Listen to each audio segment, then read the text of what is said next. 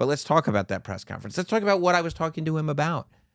I was talking to him about this criticism that the promo from a week and a half ago, the Final Boss promo, was all over the place. I didn't think so.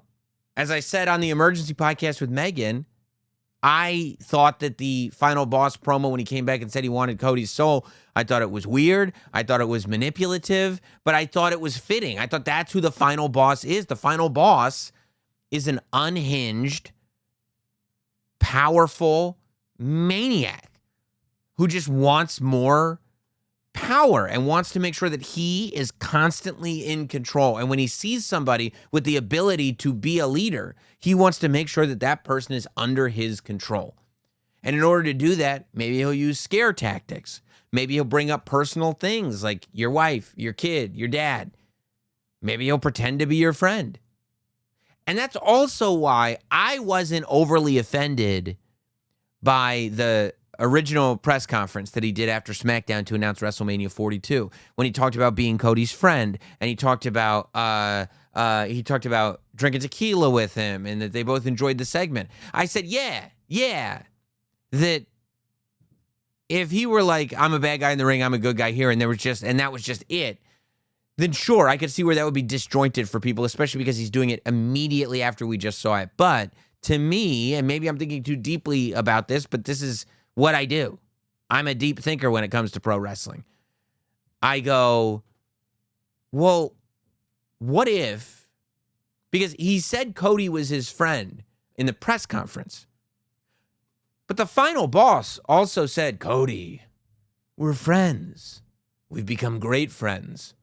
And you don't know if you can believe him. You don't know if you can trust him. You don't know if he's telling the truth or if he's being manipulative. And so I'm going like, what if instead of, and maybe I'm just choosing to look at it a certain way, but what if instead of it being, I'm looking at Dwayne Johnson removing the Final Boss mask and talking to you as Dwayne? What if it's DJ talking to you, but in reality, he's put the DJ mask on over the Final Boss character? What if the Final Boss is the real guy who's under there?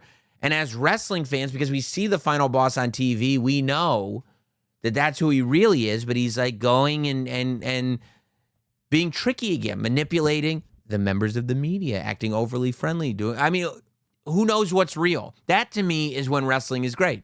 Who knows what's real? Now, in terms of the general idea of breaking down the fourth wall, I think it has been of benefit to professional wrestling that the WWE has started breaking down the fourth wall. I think that the way the Netflix first Raw started with Triple H bringing up heels and baby faces and using wrestling terminology and acknowledging we are watching an entertainment show that is scripted in the opening to the show, I actually thought that was a good thing.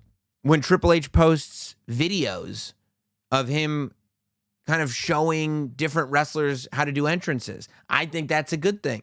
When on the LFG show, you've got Undertaker teaching how to do yeah, boo, or Mickey James explaining why in a match a certain wrestler wasn't working like a heel and that there is a way to work like a heel and a babyface. When you're stripping the fourth wall back that far, I think all of those are good things. And the reason that I think all of those are good things is because if we get out of our wrestling world, because I'm in it with you, if we get out of it, you know that the people that you talk to about wrestling who don't watch wrestling don't take wrestling seriously. If you told them how much actually goes into this, they roll their eyes at you when you say that. If you told them this is far more complex than you realize, there's far more going on than you realize, there's story building, there's character building, there's all this stuff happening, they roll their eyes at you. They go, these are just big goofballs wearing tights, coming out doing wacky shit to their music and making it up as they go in the ring. That's what a lot of people think. And when you start to peel back that wall, you allow people to go, oh, there's so much to appreciate here. There's so much good happening, and there's so much work being done so that every detail is at least as close to right as we can make it. And then they go, and they do this 52 weeks a year? And you go, yeah, there's like 4 shows a week. I think that it's ultimately good to show people how much actually goes into this show. It's the type of thing that makes you like. It's the same thinking of why wouldn't the Emmys be giving Monday Night Raw an award? Why wouldn't segments on Raw be nominated for Emmys the way SNL skits are nominated for Emmys? Right? I think that what makes wrestling different is the suspension of disbelief carries beyond the television show. So in every other television show and movie, the suspension of disbelief, which is the idea that even though you know what you're watching is a show, is staged, you're willing to believe it because you want to, because it's a good show, because you're having a good time. But you have to earn it. The producers of the show, the people, the performers, that has to be earned. Suspension of disbelief has to be earned. If you're watching something and you simply can't believe it, you simply can't bring yourself to either care or buy in, then you turn it off. You don't watch. But when the credits roll on a movie, you go, wow, this human being did a great performance. You go, Daniel Day-Lewis. You don't say, oh, yeah, Abraham Lincoln was in the wrong with that. You go, Daniel Day-Lewis played a great Abraham Lincoln. You're able to break that suspension of disbelief immediately after the film or the television show because wrestling is one big story that just lasts and lasts and lasts. That suspension of disbelief can't ever really be disrupted.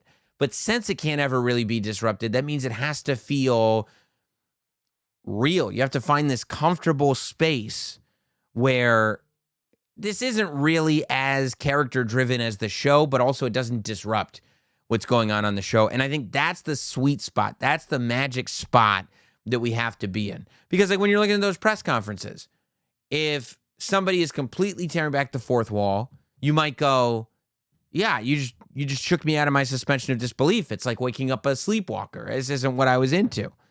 But at the same time, if somebody comes in and they're fully in character and you don't buy in because there aren't flirtations with reality in it. If you're going to be fully in character, there have to be flirtations with reality. Roman Reigns can make it so you don't fully know. Paul Heyman, Jey Uso too. All those guys. Cody Rhodes. Make it so you can't. Kevin Owens. Sammy. All really good. And there are other people at kind of, and part of that is because they're so themselves as the character that they can kind of find that perfect spot where they can talk to you as a human being, but still have semblances of the character. I think, you know, if this were the 90s and the Big Boss Man came out and he was literally acting as if, you know, I'm the Big Boss Man. Or Nails came out and he was like, yeah, I'm a freed convict and I'm here to answer some questions. Like, that doesn't work because you don't believe it. So I think that having the fourth wall sealed off is death. I think removing the fourth wall entirely is also not good. I think a screen door for the fourth wall. That's what I think. I think the fourth wall should be like a screen door where you can kind of see it, and every now and then you accidentally walk into it because you don't realize that it's even there.